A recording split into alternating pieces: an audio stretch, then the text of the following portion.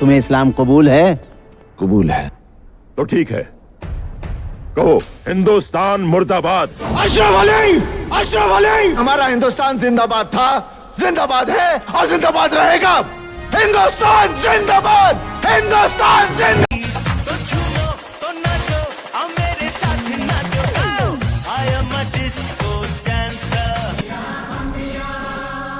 रहना अब तुम्हें पाकिस्तान में ही है। बाप बनकर बेटी को विदा कर दीजिए। मैं नफरत भुला चुका हूँ, आप भी भुला दीजिए। तो आज मैं आपको लेके जाने वाला हूँ ऐसे सिनेमा हॉल में जिसके बारे में इतिहास तो है, लेकिन आज जो है उस इतिहास के नाम से बस स्टैंड चलता है। तो चलिए फटाफट चलता हूँ मैं आपको और उस सिनेमा हॉल के बारे में पूरी जानकारी दूंगा। वीडियो को जो है एंड तक देखना है, पसंद आए तो लाइक और शेयर जरूर करें।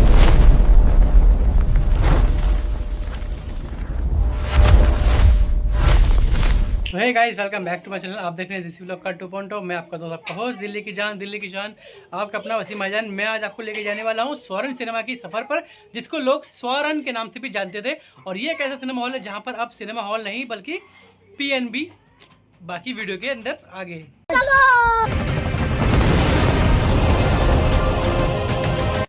दिल्ली के स्वर्ण सिनेमा, जिसे अक्सर लोग सारन या स्वर्ण भी कहते हैं, एक अपना शानदार इतिहास रहा। ये पूर्वी दिल्ली शादरा के पास विश्वास नगर इलाके में एक अत्यंत लोकप्रिय सिंगल स्क्रीन थिएटर था। यहाँ पर इस सिनेमा हॉल की जुड़ी हुई जानकारी आपको देते हैं, जो कि स्वर्ण सिनेमा की स्थापना सन 1972 में हुई थी। उस दौर में पूर्वी दिल्ली के लोगों के लिए ये मनोरंजन का एक सबसे बड़ा औद्योगिक केंद्र माना जाता था। ये विश्वास नगर शादरा के पास कृष्णा नगर रेड लाइट के पास स्थित है। इसकी लोकप्रियता इतनी थी कि आज भी इस इलाके को बस स्टॉप और लैंडमार्क को स्वर्ण सिनेमा के नाम से ही जाना जाता है। 70 और 80 के दशक में यमुना पार ईस्ट दिल्ली के निवासियों के लिए ये ज्ञानंद और राधु पैलेस जैसे सिनेमा घरों से भी जुड़ा हुआ एक फेमस सिनेमा हॉल हुआ करता था। अमिताभ बच्चन और मिथुन चक्रवर्ती जैसे स्टारों की फिल्म हफ्तों तक यहाँ हाउसफुल चला करती थी। श्यामलाल कॉलेज के छात्रों को फिल्म देखने का यहाँ सबसे पसंदीदा जगह मानते थे, क्योंकि वहाँ के लोग जब स्कूल बंक करते थे, श्यामलाल कॉलेज के अंदर रहते हुए बंक करने के बाद सीधे स्वर्ण सिनेमा आ जाते थे, जो कि उस जमाने में उनके लिए 5 से 7 रुपए टिकट प्राइस हुआ करता था। बड़े मल्टीप्लेक्स के आने के बाद सिंगल स्क्रीन का क्रेज गिरते गिरते इतना गिर गया कि स्वर्ण सिनेमा को स्थायी रूप से बंद करना पड़ा। अब इसकी हालत ये हो चुकी है कि इसकी इमारत भी अभी एक लैंडमार्क रूप में जीवित है।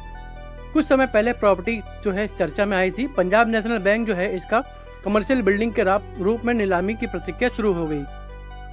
और दिलचस्प बात की अगर बात करें तो गाइस, पुराने लोग बताते हैं कि स्वर्ण सिनेमा के बाहर टिकट के लिए लंबी लाइनें लगती थी। पुलिस की भीड़ संभालने के लिए कड़ी मशक्कत करनी पड़ती थी। आज भले ही यहाँ फिल्में नहीं चलती, लेकिन विश्वास नगर के जाने माने किसी भी व्यक्ति के लिए आज सबसे बड़ी पहचान का लैंडमार्क चिन्ह बन चुका है, क्योंकि यहाँ पर अक्सर फिल्में देखी थी जो पुरानी फिल्मों से ज्यादा याद बन चुकी है। सिनेमा शादरा के बारे में कुछ और पुरानी बातें हैं जो हम आपको इसके बारे में बताते हैं। फिल्मों का दौर और 70 से 80 के लेकर जो दरमियान टिकट हुआ करता था, और 80 के दशक, उस समय टिकट की कीमत बहुत कम थी। बालकनी का टिकट लगभग 3 रुपये 50 पैसे था, जबकि मात्र 7 रुपये तक होता था। जबकि आगे की सीटें स्टॉल और मात्र क्लास जो है 1.5 रुपये में होती थी, और सीट DC क्लास जो है 2.5 रुपये में देने पड़ते थे। 90 का जमाना जब आया तो 90 के जमाने आते आते इसकी कीमत बढ़कर 15 रुपये से लेकर 30 रुपये तक पहुंच गई। यहाँ चली कुछ यादगार फिल्में जिनका नाम है विश्वघात, विश्वनाथ, शोले, दे दनादन और भूल भुलैया जैसी कई फिल्में जो यहाँ पर यादगार बन के रही। शादरा और विश्वास नगर के लोग बताते हैं कि यहाँ कुछ फिल्मों का इतिहास रच गया। शोले जो है 1975 में अमिताभ और धर्मेंद्र की फिल्म के लिए महीनों तक टिकट मिलना नामुमकिन था। लोग सुबह 4 बजे से लाइन में लग जाते थे। डिस्को डांसर जो आई थी मिथुन चक्रवर्ती की 1982 में, उसका जादू तो स्वर्ण सिनेमा में ऐसा चला कि लोग पर्दों पर सिक्के फेंकते थे। और फिर आई साल 1994 में सलमान खान की सुपर डुपर हिट फिल्म हम आपके हैं कौन। इस पारिवारिक फिल्म ने तो यहाँ का हफ्तों तक हाउसफुल के बोर्ड लगवाए। ऐसी हालत थी कि कैंटीन और गार्ड को निकल कर लोगों को भटाना पड़ता था, ताकि वो टिकटों के लिए लंबी लाइन और लड़ाई झगड़े ना करें। यहाँ पर ऐसा हाल हो गया था जब फिल्म आई थी सन 2001 में, गदर एक प्रेम कथा। सनी देओल की इस फिल्म ने दौरान यहाँ उत्साह बढ़ा था। भीड़ को संभालने के लिए पुलिस बुलानी पड़ी थी। सिनेमा की बनावट और इसका माहौल जो है ऐसा है कि बालकनी और गैलरी, उस समय स्वर्ण सिनेमा की बालकनी की सीट मिलना रईसी की निशानी माना जाता था। लोग परिवार के साथ संडे का शो देखने खास तौर पर यहाँ खड़े होकर आते थे। के मजे के दरमियान जो है आप इंटरवल में मिलने वाला ब्रेड पकौड़ा और कांच वाली बोतल कोल्ड ड्रिंक यहाँ की सुपर डुपर पहचान बन गई थी। आसपास के बाजार, सोरेन सिनेमा के पास का इलाका धीरे धीरे दिल्ली का एक बड़ा कमर्शियल हब बनता गया, जिसका श्रेय काफी हद तक इस सिनेमा हॉल की भीड़ को जाता है। इसकी गिरावट और बंद होने का मुख्य कारण क्या है, मैं आपको बताता हूँ। सन 2000 के दशक जब मध्य में नोएडा और दिल्ली में पीवीआर जैसे मल्टीप्लेक्स आने लगे, तो सोरेन सिनेमा जैसे सिंगल स्क्रीन की हॉल की चमक फीकी पड़ गई। लोग डीडी और पायरेसी के बढ़ते हुए चलन पर लोगों ने इस हॉल का काफी नुकसान करा। अंत में तकनीक रूप से पिछड़ने और आर्थिक कारणों के बाद इस सिनेमा हॉल को स्थायी रूप से बंद कर दिया गया। सोरेन सिनेमा आज भी एक इमारत मात्र रह गया है, लेकिन शाहदरा के लोगों को ये भी जानना है कि सोरेन सिनेमा चौक के नाम से माना जाता है, जो कि आप बहुत एक फेमस जगह हो चुकी है। आपने बिल्कुल सही पकड़ा। सोरेन सिनेमा एक समय में डीसी यानी कि डिलक्स सिनेमा और सिंगल स्क्रीन जबरदस्त क्रेज हुआ करता था। शाहदरा के विश्वास नगर में पुराने लोग इसे डीसी के नाम से जानते हैं। आज अब हम बात कर लेते हैं इनके मालिक से। तो हमारे दरमियान जो है इनके मालिक से बात हुई, जो जिनका नाम है सोरेन सिनेमा के जो मालिक है उनका नाम है श्री दर्शन लाल मेहता। श्री दर्शन लाल जो है उनका परिवार रहा, ये मुख्य रूप से डीएल प्रॉपर्टीज या इंटरप्राइजेज के अधीन पर आता था। इसी वजह से इसका कई बार डीसी यानी कि शायद दर्शन सिनेमा या डिलक्स सिनेमा के नाम से इसे जोड़कर देखा जाता था। हालांकि बाद में वर्षों तक बैंक के लोन और कर्जों के बावजूद कानूनी विवादों फंसने के बाद जैसे पीएनबी ने इसकी चर्चा शामिल हुई। लेते हैं कि क्या फ्यूचर में कभी ये हॉल बनेगा या नहीं।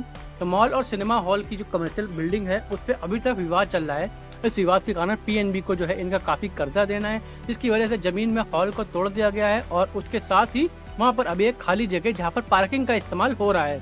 सोरेन सिनेमा की प्राइम लोकेशन विश्वासनगर रोड को देखते हुए इसे भविष्य में लेकर बहुत सारी संभावनाएं भी पैदा होती जा रही हैं, जैसे कि कमर्शियल कॉम्प्लेक्स, मॉल, वर्तमान में सिंगल स्क्रीन चलना घाटे का सौदा। इसलिए पूरी संभावना है कि इसे एक आधुनिक कमर्शियल मॉल या शॉपिंग कॉम्प्लेक्स में तब्दील किया जाएगा। यहाँ पे दुकानें, ऑफिस स्पेस से भारी मांग है, जिसके लिए अभी से ही बुकिंग स्टार्ट हो रही है। लेकिन अभी यहाँ पर कोई पक्का फैसला नहीं आया, क्योंकि जब तक बैंक का और कोर्ट का फैसला नहीं आएगा इस हॉल पे अभी तक इस तरह से गाज नहीं बन सकती। मिनी मल्टीप्लेक्स की अगर बात करी जाए, अगर यहाँ सिनेमा वापस अभी आता है तो पुराने सिंगल स्क्रीन जैसा नहीं होगा। इसमें 2 या 3 स्क्रीन वाले छोटे मल्टीप्लेक्स के रूप में डिजाइन किया जाएगा, ताकि ये दौर आज के जमाने में पीवीआर और मूवी टाइम को टक्कर दे सके। बैंक और शोरूम फिलहाल इसके कुछ हिस्सों में हमेशा के लिए ही स्थगित होंगे, क्योंकि पीएनबी ने इसको जो है अपनी आउटलेट शाखा बनाई है। अगर पीएनबी से इसका मामला सुलझता है तो 100% यहाँ पर श्योर है कि पीएनबी बैंक का आउटलेट यहाँ पर जरूर से जरूर चालू होगा। ताज़ा जानकारी अगर आपको बताई जाए, साल 2026 की आई हुई जानकारी मार्च के अंदर की अगर हम आपको बताएं, तो स्थिति यह है गाइस कि मामला जो है नीलामी और अदालती प्रक्रिया में काफी फंसा हुआ है। इसलिए इसका पूर्ण विकास होना अभी थोड़ा समय ले सकता है, लेकिन ये पक्का है कि यहाँ पुरानी पहचान सिंगल स्क्रीन में वापस नहीं लौटेगा। यहाँ पर जो है मल्टीप्लेक्स और मॉल बनेगा, जो कि पीएनबी के आधार पर स्थापित होगा। साथ में पीएनबी अगर इसको इजाजत देगी तो इस पर सिंगल स्क्रीन नहीं बल्कि 3 स्क्रीन का मल्टीप्लेक्स थिएटर और साथ में शॉपिंग कॉम्प्लेक्स बनाया जाएगा। आई होप ये वीडियो आपको पसंद आएगा। वीडियो पसंद आया तो क्या करना है, वीडियो को लाइक कर देना, चैनल पर नए चैनल को सब्सक्राइब कर देना है। और हम मिलते रहेंगे इसी तरह से नेक्स्ट वीडियो में। तब तक के लिए अपना ख्याल रखिए और सावधान रहिए, क्योंकि इस समय भारत माता की जय। वाह क्या मुस्कुराहट है। बड़ा खुश होया अपनी फोटो